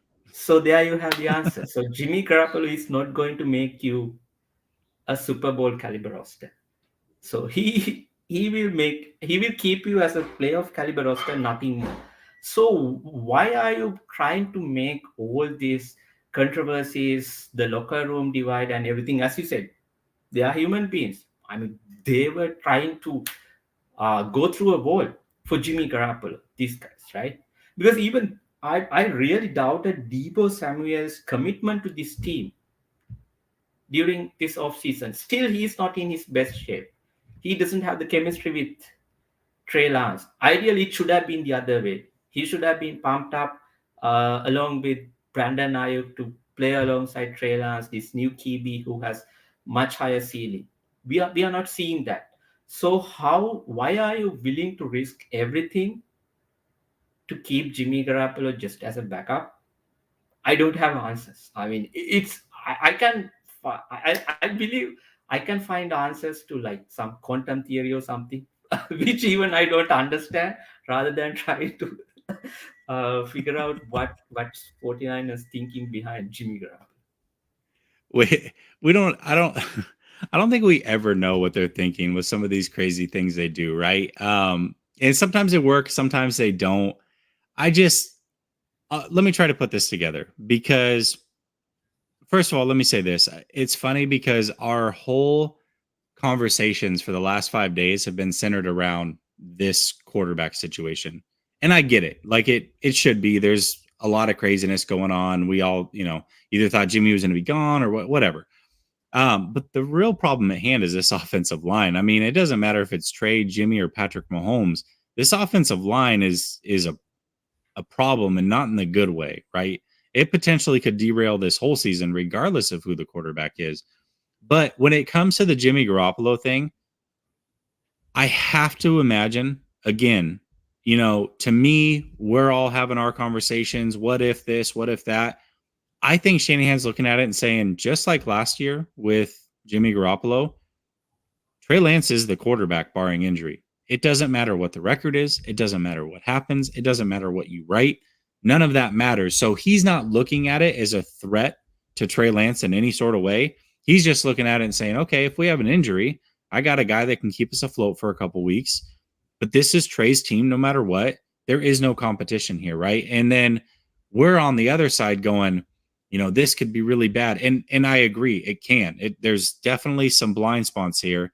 And I got to imagine that Shanahan knows that those things could happen. But to him, it doesn't matter what's said, what happens, who does what. There is no controversy. It is Trey Lance's team. And so as long as he has that mindset, and we believe he has that mindset, I think this whole thing gets a little bit easier, right? Yes, I mean that's what I do hope, because the reason is, even when yes, Trey Lance struggled in the preseason game against Texans, but imagine Trey Lance threw an interception like what Mac Jones did in the preseason game, straight into the linebacker. I mean, it would have been wild, right? There was Everyone- 6 guys around the one Patriot player, 6 Raider Yes. players. Oh my God, what was that? All right, anyways, go Yes. ahead. Yeah, so imagine, everyone would be like, okay, here is the bust. Trey Lance is the bust, so on and so forth. It would have been crazy, but fortunately, it didn't happen. So that's my worry, because there is a pressure. As long as Kyle Shanahan stays true to his promise, and as well as he handles the internal pressure. Outside pressure, I don't care about it, because even I shout at Kyle Shanahan. He doesn't even know that I exist. He doesn't read my tweets, so on and so forth. So I'm fine with that. He doesn't care about none of the fans. That's totally fine. That's the way it should be. But I'm worried about the internal pressure, the players, what they are going to talk with their coach. So that's my worry. End of the day. Yeah, no, I'm with you. I think that's where it comes from, right? Like I think Trey's mentally strong enough to handle this. I don't think Jimmy's a bad teammate or a malcontent. So I don't think either of them cause it. I think Shanahan's firm in who he wants to start and whose team this is. So he's not the problem. But again, we want to act like these players don't have thoughts and feelings and aren't humans. These are the same guys that went to Shanahan last year and said, we don't like this dual quarterback stuff. Let's stop it. And what did Shanahan do? He stopped it. Yes. So if they hit a slide, let's say Trey might even be playing pretty good and they hit a slide and they're just looking at it going, it is what it is. We're not winning games. We know we win with this other guy at quarterback. We want him in the game. It could be that, right? And so those conversations certainly could happen. It could derail things. At the end of the day, the 49ers just need to win games. Like as long as they win, winning cures everything, every single thing. They cannot start off 3-5 like they did last year. Just for the psyche of a team, that's hard to battle back from for anybody, let alone doing it twice. But then again, with a first-year starting quarterback, you just can't do it. And the schedule sets up nicely enough. I think they can go into that bye week at worst 5-3, probably 6-2, and then once we hit that bye week, it'll be like that deep breath for 49er fans. Like, okay, remember all those things we were worried about? It's all good. Like Trey's fine. He looks good. He's going to have the bye weeks and it'll look even better coming out of this thing. The team's good. We're good here. Right. And so we just have that 8 weeks of angst right now that we got to get through before we hit that point. So before I go, what is your prediction, the final prediction for 49ers season, the regular season? Yeah, it's interesting, Runa, because when I go through the schedule, and I've done this a lot of times, I come to the same conclusion: 12-5 every single time. But if I was like laying money down on this thing, I would say 11-6, because there are some of those games. There's probably 3 of those games where I'm like, this one could go to them, but maybe the Niners. I'm going to go Niners because they're at home or whatever ancillary thing, right? Or they had less travel or what have you. So for me, I think 11-6 is a realistic expectation for this team. I think that gets it done, and I think that actually wins the division as well. I do. I mean, 12 and even 11-6, I would be really happy with that. Oh, for sure. 11-6 would be fantastic result for. What's your prediction before you go? What's your prediction? 9-8.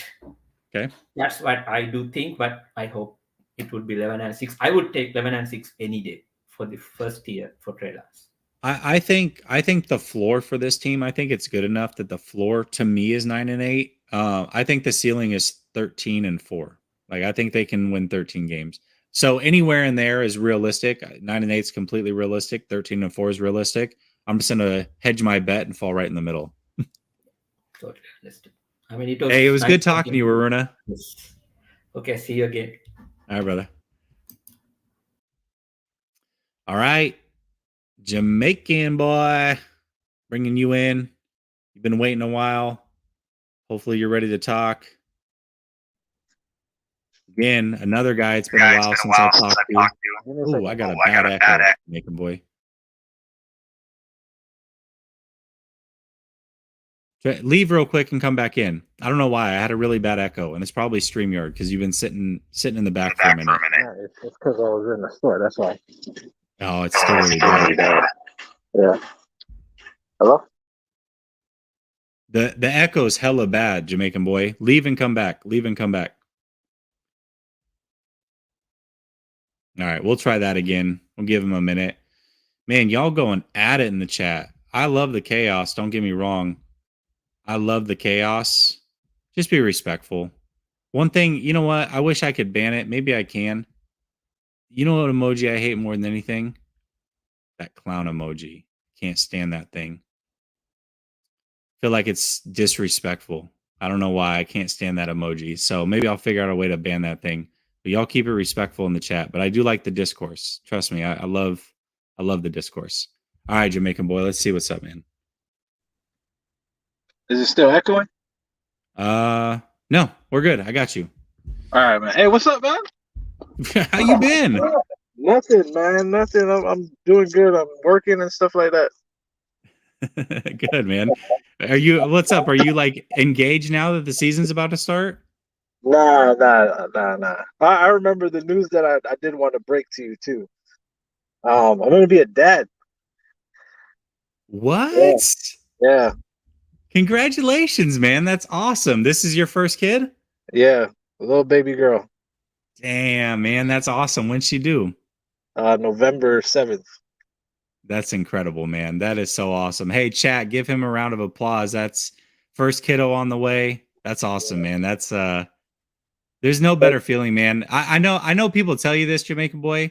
I know people tell you this, but I promise you, it's a little weird being a dad in the beginning. I'm gonna kick it to you real here for a second. It's a little weird being a dad in the beginning, because there's not a lot you can do for the baby other than hold it, right? Like they want mom. It depends on breastfeeding, all those other things, but usually like mom's the clingy point. But once you reach like that 6-month mark, and then like they start to like hold their head up and recognize who you are by your voice, dude, it's incredible. There's nothing better than being a dad. So congratulations, man. Yeah, thank you. Yeah, I don't know. The past couple weeks, I've been staying up till like 6 in the morning. I don't know why, just for no reason. You're getting prepped to be a dad. That's what it is. But yeah, I just wanted to really say that because I remember I told you I would tell you my big from a long time ago. And also, I have to keep my promise. Jimmy is still on this team, so I will not be watching no Niners games this year. So I will not be watching no Niners games this year. Don't do it, Jamaican boy. Unless he gets traded, I have to keep my word. I don't care if Trey is starting or none of that, man. I have to keep my word. Yeah, listen, I definitely take you as a man of your word, but like I'll give you some leniency. Chat, I think you will too. Like, come on, this is Trey's first year, man. You can't miss this. I'll watch highlights, but I don't think I can watch the game, man. Okay. All right, fair enough. Because it's not fair for him because some like I've been listening to a bunch of people that you've been bringing on the show this night, and like some people are saying it won't affect him, some people will. I'm of the sense that it will, because he always has this person breathing down the back of his neck like, shoot, if I mess up, they're gonna resort to him. So like I could never do like no wrong. I can't have any hiccups or none of that.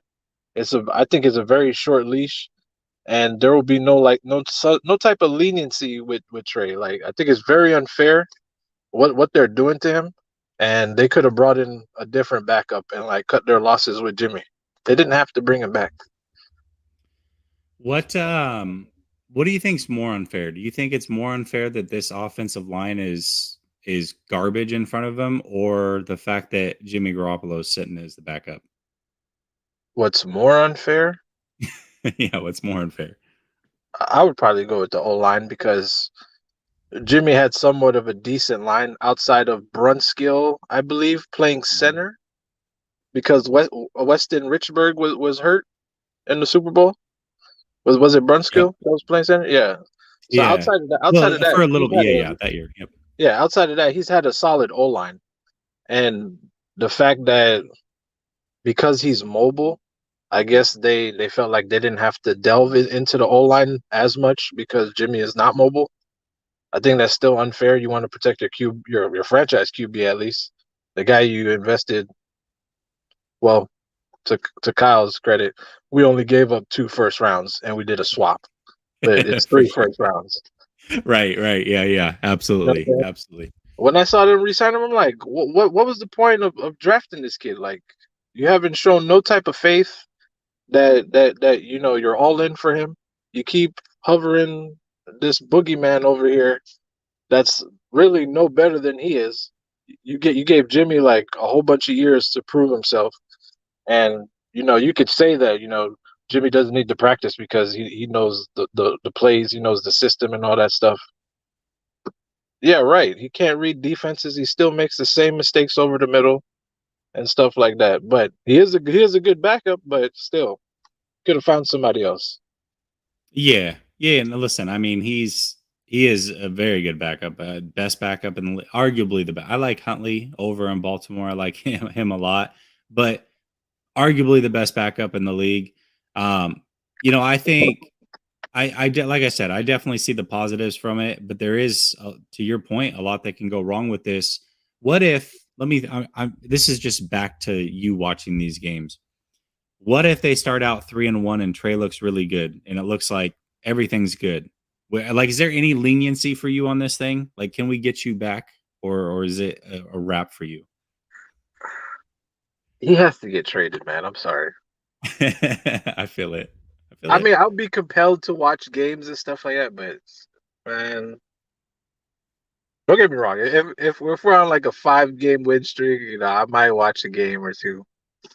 But I have a bad feeling we're not going to be that good.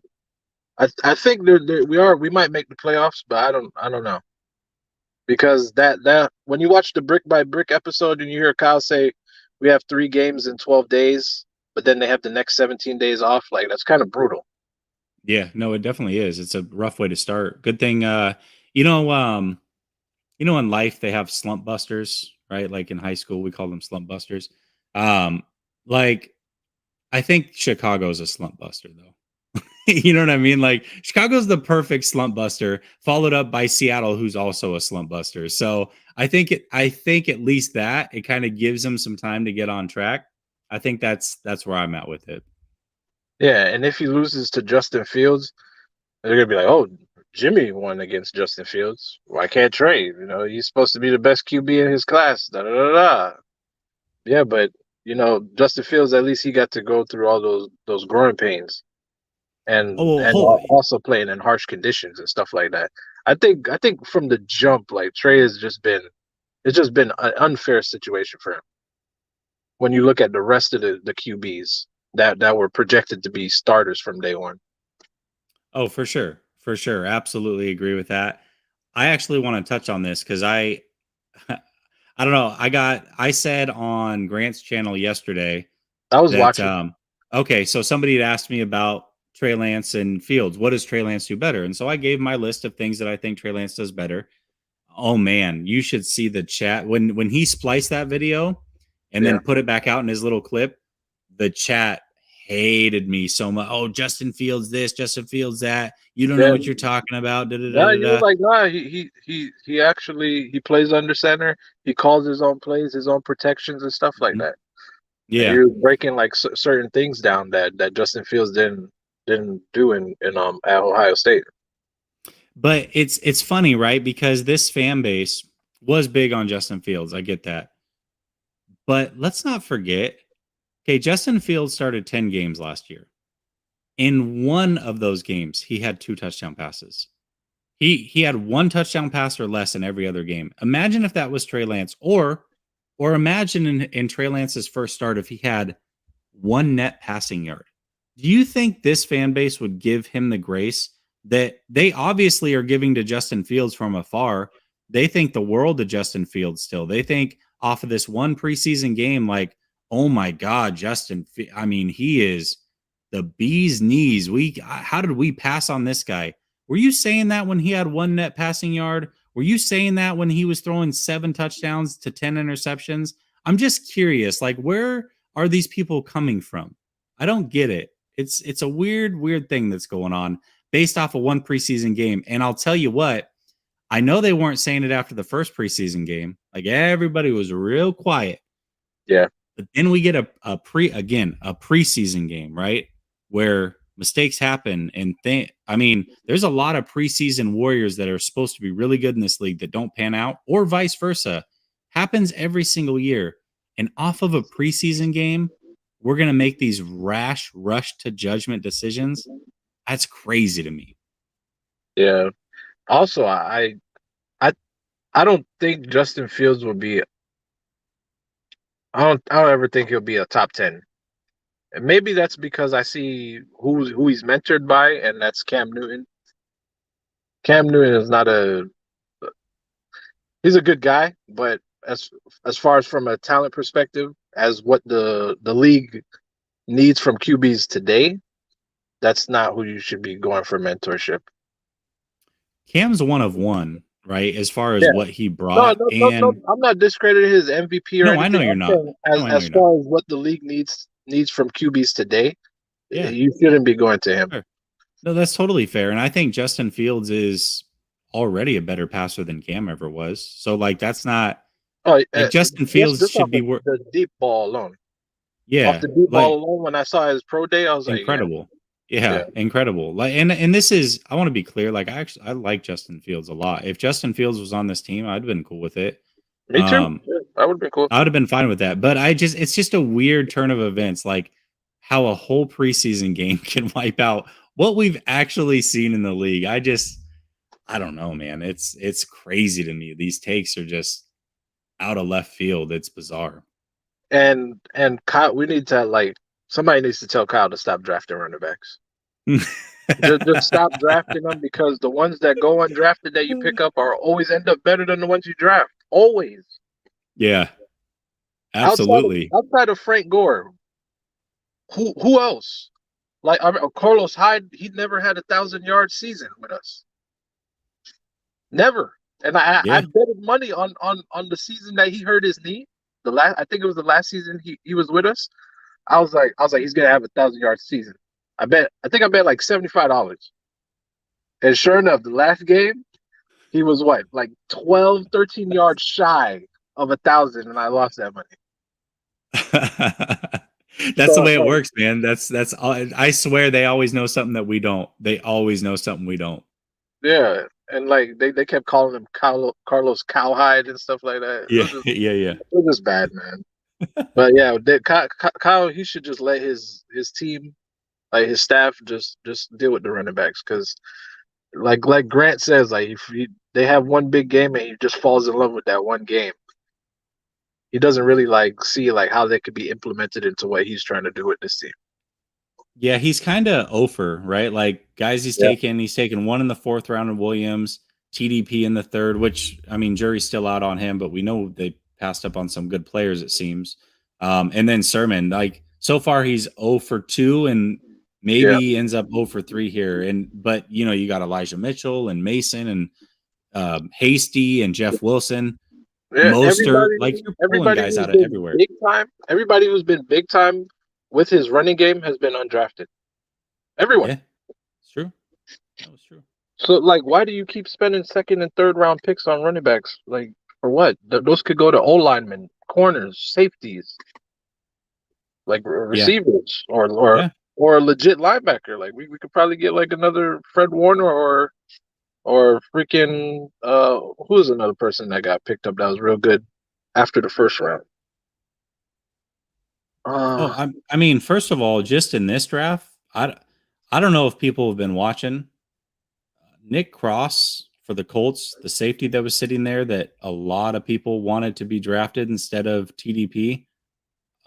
He looks now again, it's preseason, right? We don't know for sure, but so far, looking really, really good, right? And that's all that we can go off of it because that's all we've seen from him. He hasn't had a year in the league. He Yeah. looks really, really good so far. So we'll see how it plays out, but that's one that might haunt a lot of 49er fans for a long time. And can I also say something? Like, if Deebo isn't like 70% of what he was last year, he doesn't even have to be the whole thing. If he's not at least 70%, it doesn't do any justice for Trey. Like, people are just going to point to Trey and not even.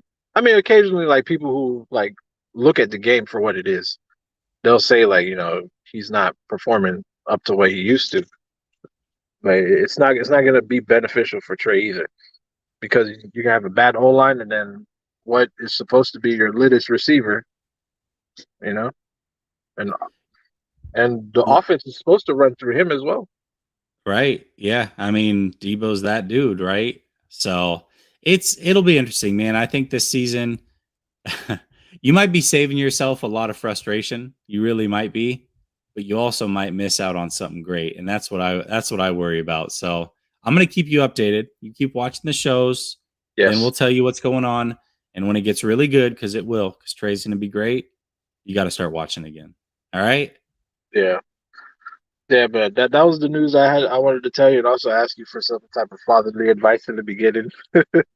Yeah, brother. Hey, listen, that's the advice I gave you in the beginning, or that kind of thought, because everybody does.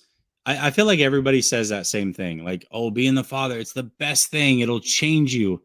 To me, it didn't change me, not right away. Anyways, it took some time, and I've talked to other dads about this. A lot of other dads do tend to go through this, where it's like, well, it's supposed to be like this changing event for me. Like, why don't I feel any different? Like, why do I feel almost like an emotional disconnect from this, the greatest thing that should have happened to me, right?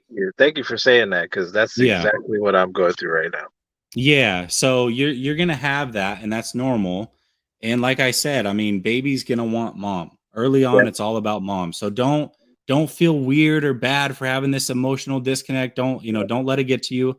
I promise you, it's like one day you're gonna wake up, everything's gonna click, and you're gonna be like, oh, now I see. This is the best thing that's ever happened to me. So just it's normal, man. It's completely normal. Yeah, because right now I'm just doing everything to, like, keep peace between relationship and stuff like that, and like do even like a little bit more over the top, like getting food and whatnot, and like picking stuff up. I feel you. Nope, that's the right thing. That's all you can do right now. That's all you can do. Yeah. But then I appreciate everything, man. Even absolutely. Absolutely, man. You have a good one. Thanks for telling me. Thanks for letting us all know what's going on. It was great talking to you, and we'll talk soon. All right. All right. Appreciate it. Appreciate everybody too. Thank you. All right, brother. Have a good one. That's awesome. See that? Look at that. It's a big family over here, man. First of all, we had a bunch of callers that haven't called in a while. It means we're getting close to the season. Jamaican boys letting us know he's about to be a father for the first time. It's awesome. So yeah, it's a big family here, right? Even if we disagree, it's all good. Chat, looks like you got a little bit better. I appreciate that. Appreciate you guys keeping it a little bit more respectful. And that's it. That's the show, y'all. We're about to have a great weekend. And then next week, we're hitting it hard, man. It's game week. I've got a Bears podcaster coming on Wednesday. We're going to break down this game together. And that's my plan for every game this year. Every Wednesday after going on live with Grant, we're going to come over here. We're going to have a podcaster or a content creator for the other team, the opposing team. And we're going to break it down together. We're going to talk through these games. You guys will be a lot more educated. You guys and gals will be a lot more educated about the other team going into game week. And then on Sundays, y'all, if you haven't joined yet, playback, I'm going to push it hard next week. You get to watch the games with us live, game on screen right there for you, us on screen right there for you. It's a great time. We had a great time in the preseason game. Make sure y'all sign up for that. I'll throw out links throughout all next week. but it was a fantastic time. We had like 500 something people watching the game with us. It was amazing. So that's this season. We have a lot of content coming your way. I promise you guys, I'm working my ass off to make this season a really, really good one for y'all. And I appreciate the support. You guys have a great weekend. Stay blessed. Long weekend, fantasy football draft weekend. Can't wait. Let's go.